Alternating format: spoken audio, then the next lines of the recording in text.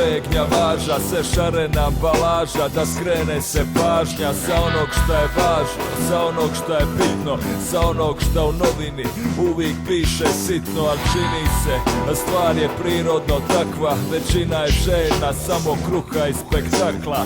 i društvo obilja, kloniranog bilja i mesa, sita masa željna, čuge i srca i zabave lake, al utjehe su kratke, bija R&B ili cajke kad su začepljene čakre, simulirana zbilja puna strasti, atrakcija, životi su plod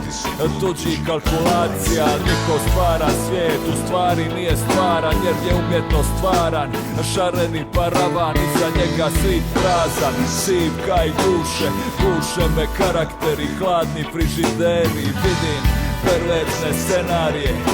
da živi se u strahu i troši na pizdarije, programirane volje, ne znaju za bolje, misle da je bolje gazit ono koje je dolje. Moć i kontrola pasivne populacije, dok korporacije spremaju okupacije. U ime pravde, morala i Boga, nije bitno koga, kad je profit iza toga, potrebna je sloga, svi u nove bitke, pa medijske vike bude animalne instinkte i nije paranoja,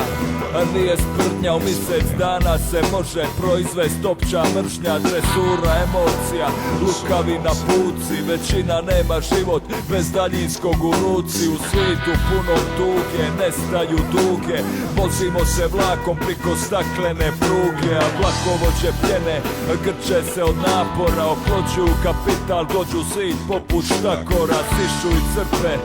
oru poput traktora, uništit će slipo, sve šta je lipo, misle da mogu svemu prikačit broj, u stvari ne misle oni, to kroz njih misli stroj, ne znaju, istina nije od faktora, već u dahu lakora, u ruku od metafora, nije u dolini, već u pustari divljini, u spilji iza slapa, klesana u stini,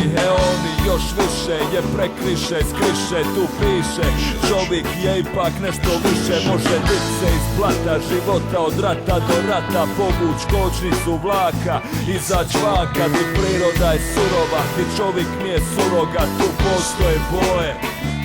tu dođe među svoje.